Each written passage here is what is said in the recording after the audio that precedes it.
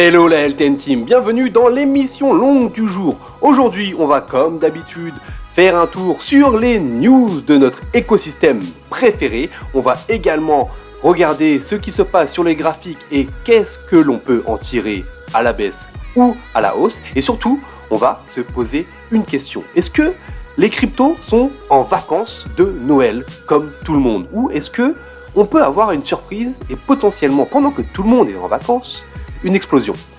On répondra à cette question à la fin de la vidéo, alors restez bien accrochés, let's go la LTN Team.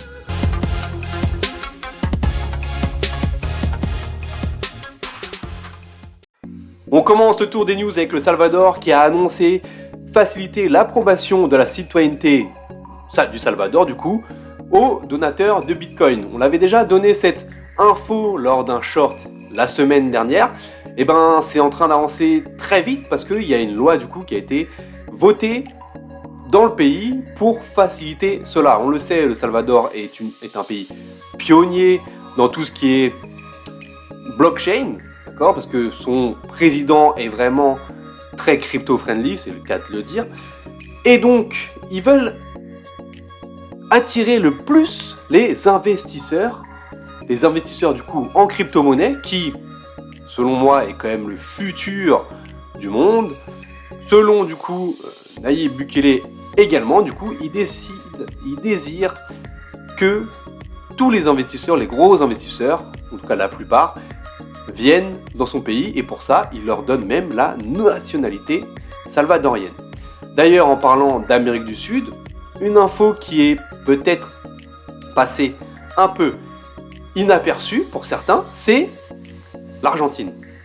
L'Argentine où la ministre des Affaires étrangères a officialisé le fait que les contrats pourront désormais être réglés en Bitcoin, les contrats officiels. Donc ça, vraiment, c'est un pas énorme, un pas de plus pour l'Argentine avec son nouveau président vers l'adoption des crypto-monnaies dans le pays. On le sait, le pays a été en proie de grosses difficultés financières en termes d'économie depuis maintenant plusieurs années. Et, un peu à l'instar du Salvador, ils désirent relancer leur économie grâce aux crypto-monnaies. Ça va être intéressant de voir comment la communauté internationale réagit à cela.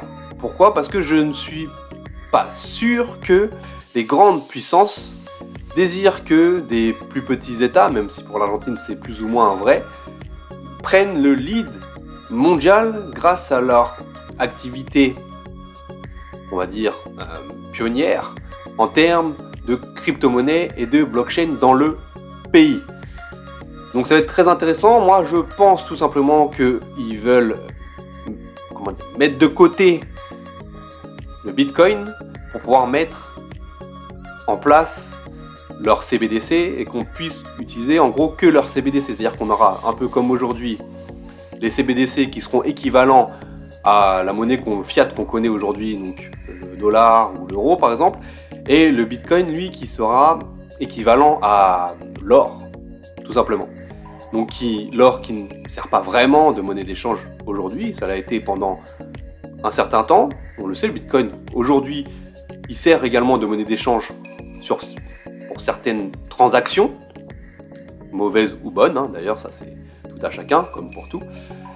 Mais aujourd'hui l'or il sert à baquer votre argent en cas d'inflation par exemple, parce que l'or prend de la valeur en cas d'inflation et quand on l'est pas dans une période d'inflation, l'or ne perd pas vraiment de valeur, donc ça reste toujours quelque chose d'assez solide. Donc le Bitcoin pourrait avoir cette utilité-là pour l'avenir.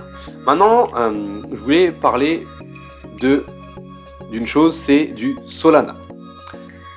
Le Solana, je pense que tout le monde en entend parler depuis maintenant un mois, parce qu'il a fait une performance extraordinaire. On va le voir juste après sur le graphique. Mais hier, il a touché les $100. Il avait même flippé.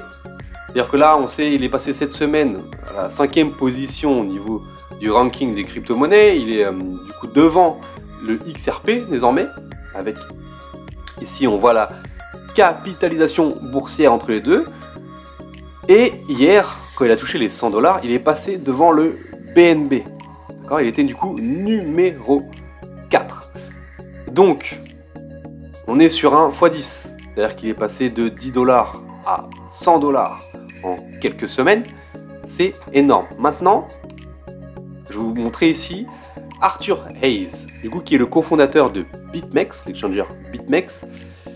Il dit qu'il mise désormais sur l'Ether au détriment du Solana. C'est-à-dire qu'il va, transférer, en tout cas swapper ses Solana vers de l'Ether. Il avait du Solana et il est en train de prendre des profits pour réinjecter ses profits vers l'Ethereum. Et je pense que vu où on en est graphiquement, c'est ce que vont faire beaucoup d'investisseurs. Je ne dis pas que le Solana va pas aller plus haut que 100 $. Attention, ne vous méprenez pas. Je pense qu'avec la force qu'il a aujourd'hui, il est très très très suivi par de nombreux fans, n'est-ce pas? Donc je pense qu'il ira plus haut au cours de ce cycle haussier. Mais aujourd'hui, quand on va aller voir le graphique, alors vous allez le voir tout de suite, c'est un projet que, vous voyez, moi je suis pas dedans. D'accord, enfin, j'en ai, mais plus haut, c'est-à-dire que j'en ai à 150 $ que j'avais pas encaissé. J'en ai un. Je vais être très transparent avec vous. J'ai un Solana aujourd'hui que du coup je garde pour l'instant. J'en ai pas repris en bas parce que je croyais tout simplement plus au projet dû à des bugs sur le réseau, des mints qui fonctionnaient pas du tout sur tout ce qui était NFT, des scams en tout genre. Donc voilà, mais force est de constater que déjà le réseau ne bug plus depuis un certain temps. En tout cas, j'ai pas eu dire de gros bugs majeurs depuis vraiment un petit moment. Et il y a vraiment des fans qui ont continué à supporter le Solana quand c'était la crise. Et bravo à eux et bravo à vous si vous êtes dans le train.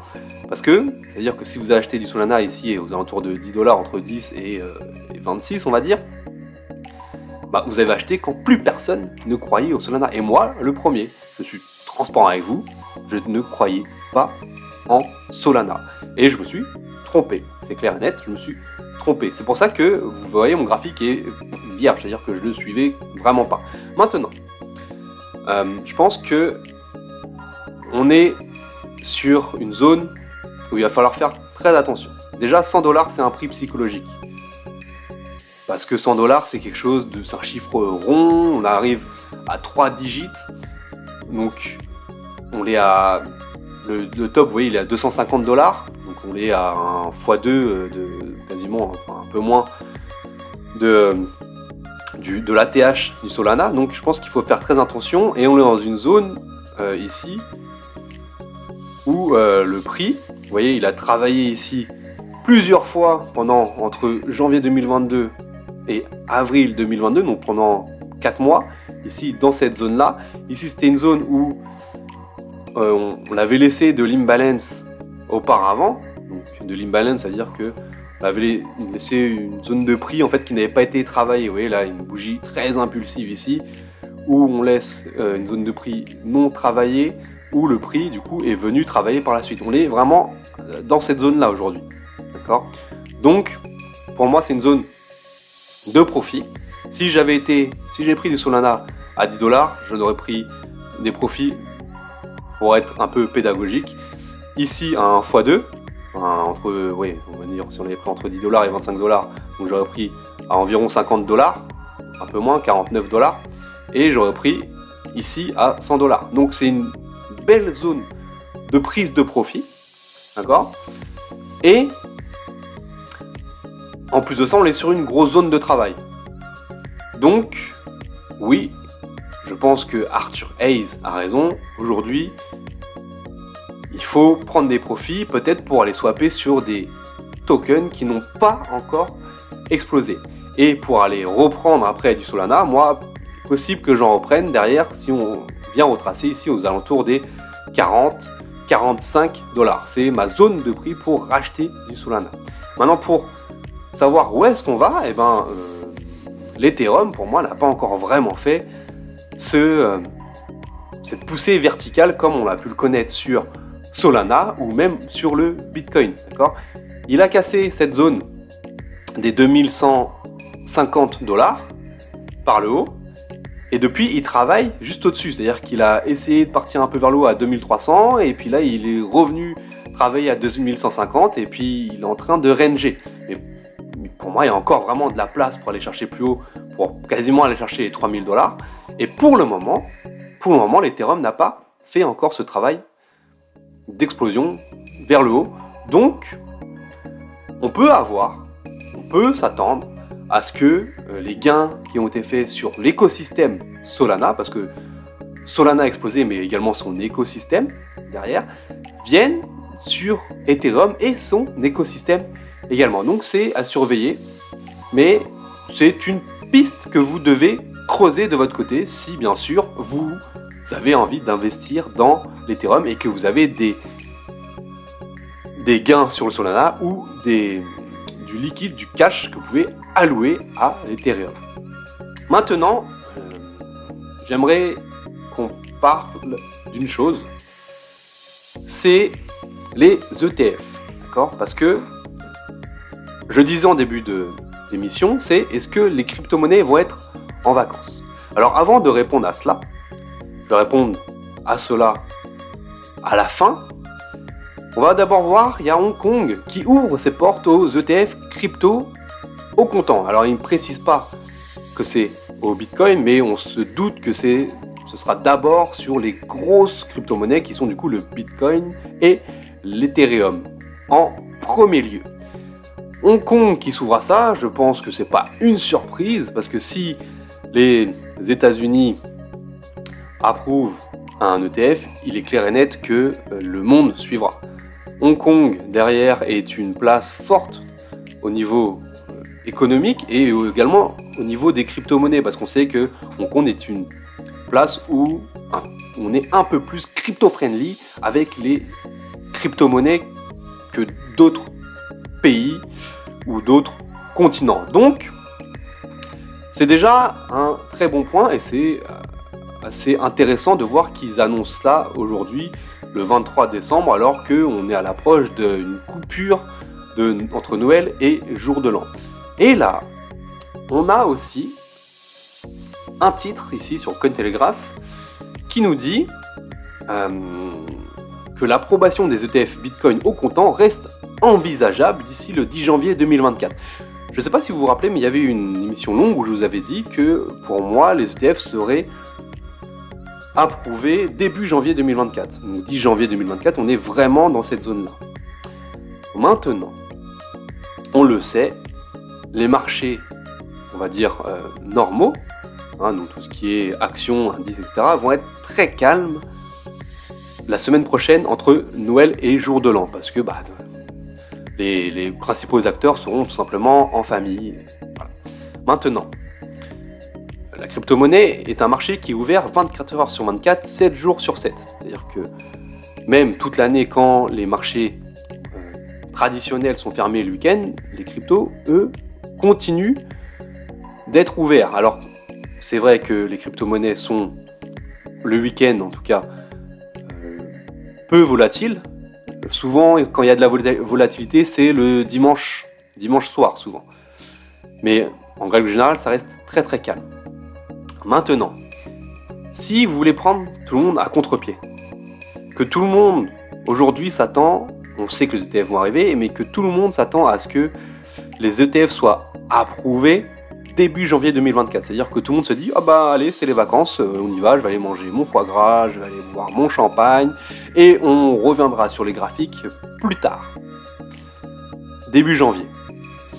Et bien, si vous voulez que la plupart des gens ratent un petit peu cette annonce et un petit peu le début du train, est-ce que vous n'avez pas plutôt, c'est pas plus bénéfique pour vous d'approuver, de faire une grosse annonce quand personne n'est là? Réfléchissez à cette question. Je pense que du coup vous avez la réponse. Je ne dis pas que les ETF vont être approuvés la semaine prochaine, Je dis juste que pour une manipulation de marché et pour éviter que beaucoup gagnent sur le mouvement qui arrivera après l'annonce des ETF, c'est une possibilité. C'est comme quand vous faites passer des lois pendant les grandes vacances, par exemple. Bon, voilà, je dis ça, je dis rien, bien entendu. Donc, les cryptos, le marché va être en vacances un petit peu, il y aura beaucoup moins de volatilité. Maintenant, il faudra rester vigilant et regarder si on n'a pas une annonce qui arrive sur les ETF. Pour le Bitcoin, on va finir là-dessus. Vous voyez, le scénario est en train de se réaliser. En tout cas, on l'avait dit qu'on travaillerait dans cette zone ici entre 43 et 45 000 dans un premier temps. En tout cas, dans ce QG des vendeurs weekly qui est vraiment une belle zone de travail. Et ben, c'est ce qu'on fait là depuis 3 semaines maintenant.